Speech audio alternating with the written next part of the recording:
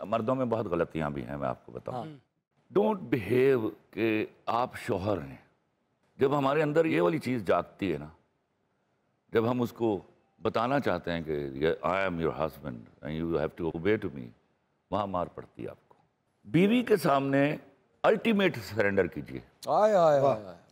माँ के सामने करते हैं ना, तो वो भी माँ है भाई।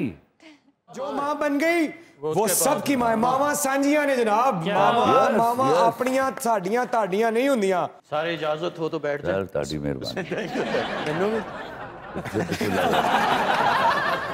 हमारे पास आपके लिए अल्फाजों का कुछ चुनाव तो नहीं है। चल रहने दे, उन्होंने क्या कुछ आपकी इस बदतमीजी को आगे बढ़ाते हुए सर मैं आपको सिर्फ सलूट कर सकता।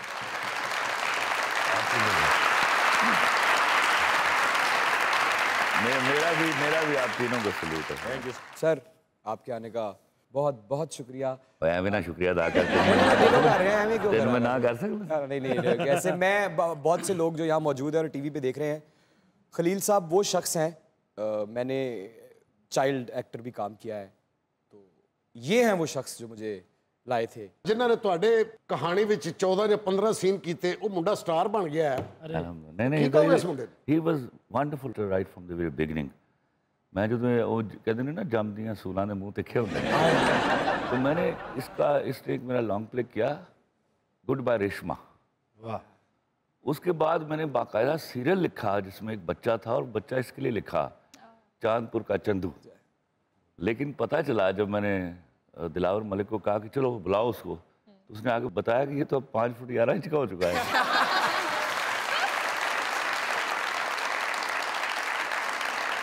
मैं शुक्रगुजार हूँ आपका, मैं हमेशा शुक्रिया कहता हूँ, आज भी शुक्रिया कहता हूँ। You deserved it.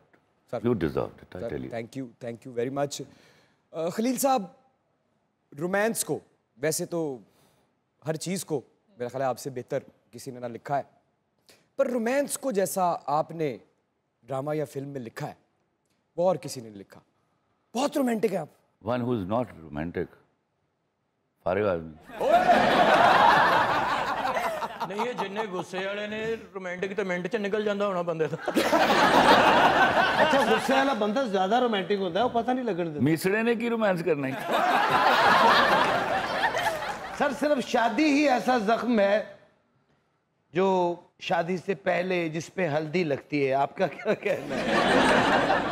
वो खुद को शबला जरा बंदा आप ही करता है शौक ना। देखो ये हमारी जोक की बातें होती हैं, वरना ये नेमत है अल्लाह ताला की कि if you happen to get a good wife. क्योंकि मैं मानता नहीं हूँ कि बीवी के अलावा कोई तरबियत करता है आपकी।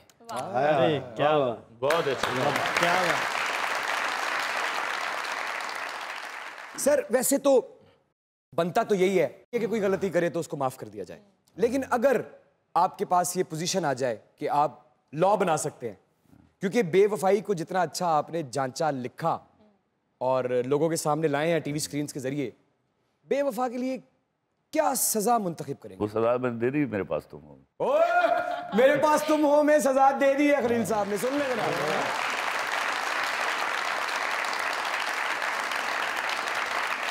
बेवफाओं को पछतावे की जिंदगी देकर छोड़ दिया जाता है। हाय क्या बात, ये बड़ी बात। मोहब्बत में बेवफाई होती क्यों है? मोहब्बत जो है ना, वो आपके अंदर उस वक्त भी होती है जब उससे कोई मंसूब शख्स आपकी ज़िंदगी में नहीं होता। तो फिर आप उसका एक हयोला सा डेवलप करते रहते हैं, वो ऐसा होगा, वो ऐसा नहीं होगा, वो इतना पढ़ा लिखा होगा, इतना पढ़ा लिखा नहीं होगा, ब्ला ब्ला ब्ला ब्ला। इवेंचुअली आप एक शक्ल बना लेते हैं जो शक्ल असली नहीं होती, लेकिन एक हयोला आपके अंदर आ जाता है। फिर उससे मुशाबिहत रखता हुआ एक शख्स आपकी ज़िंदगी में टकराता है और आप सारी मोहब्बत उसके हाथ में सौंप देते हैं। ये चुनाव है यार, चुनने में गलती हो जाती है। क्या बात, वाह वाह वाह वाह।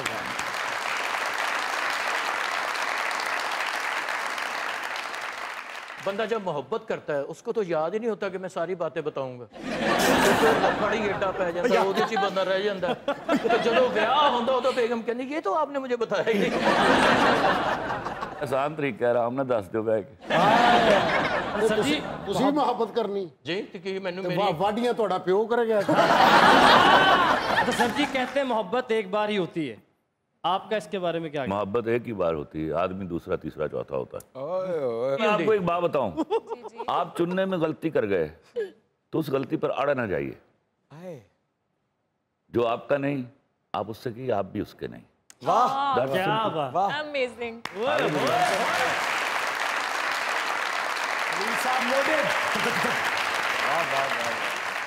मोहब्बत जिद का नाम नहीं है, मोहब्बत कंप्लीट सरेंडर का नाम है। असल में खलील साहब ऐसे होता है ना, जैसे मोहब्बत में बंदा सरेंडर कर देता है और शादी तो बाद वही बंदा सरेंडर पर आर की जा रहा है। और फिर कहना ये मेरा मुकद्दर का सिलेंडर है।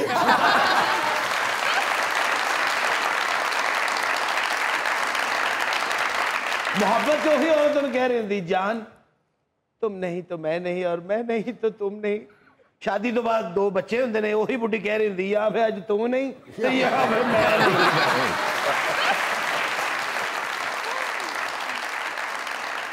और इन्होंने तो मनाने के चक्कर च कई बारी भाभी ने इंसान बन के भी बुखाया है। देख रहे हो ना दिया शरारता करनो नहीं मुड़दे।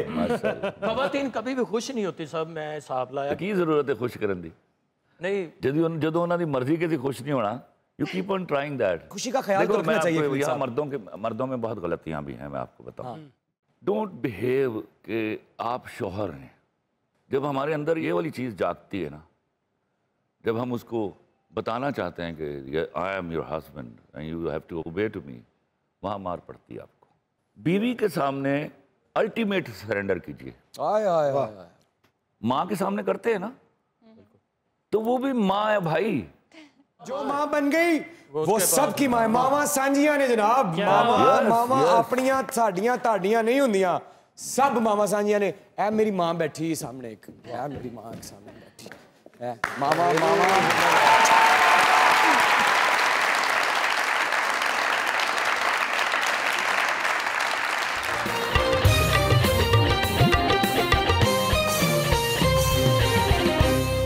खलील साहब, वैसे तो बहुत से राइटर्स लिख रहे हैं, हमारे जो ड्रामे हैं वो सब बड़े कीमती हैं, सब बड़े कीमती हैं, वेरी प्रेशियस, बेस्ट। लेकिन सर जैसे कोई एक ऐसा जो आपको लगता है कि जिसके कलम में बड़ा जोर है, बड़ी ताकत है, जो आपको पसंद हो?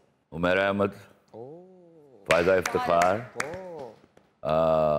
मुझे अक्सर उनका नाम भूल जाता है, बड़ी वंडरफुल, मुस्तफ़ा कुछ नाम है उनका, मुस्तफ़ा अफरीदी साहब। अफरीदी साहब, जी जी जी। फिर हमारे वो जो ब्यूरोक्रेट हैं, हाशिम नदीम साहब बहुत अच्छे राइटर हैं। तो लॉर्ड देयर, जब आप राइटर को पैसा देते हैं ना काम करने के लिए और उसको विस्टा देते हैं, अपनी कहानी नहीं लेके आते, फिर वो लिख लेता है। खलील साहब, एक छोटी सी आपसे गुजारिश है कि आप पे तो अल्लाह का करम हो गया और आप इतने डेयरिंग और इतने ब्रेव हैं कि आप जिस चीज़ की आपने निशानदेही की, जो लोग नहीं कर पा रहे अपनी मर्जी, अच्छा लिखना चाहते हैं, अच्छा लिखते हैं और नहीं लिख पा रहे, उनको भी कोई तरीका बता दें कि कैसे उनको गैरत का मुजाहरा करना है। अगर उनको पता है अल्लाह ने उनको दिया हुआ है, तो खलील रहमान कमर ने बड़ी भूखें काटी हुई हैं, उसने नहीं सरेंडर किया है इस लोगों के सामने। कोई प्रोड्यूसर कहानी लेके आया, मैं उठा के मुंह पर मारी उसके, मैंने भूख बर्दाश्त की हुई है। मतलब इन्होंने कोई वीडियो वेख के फिल्म नहीं लिखी या कोई कहानी नहीं लिखी,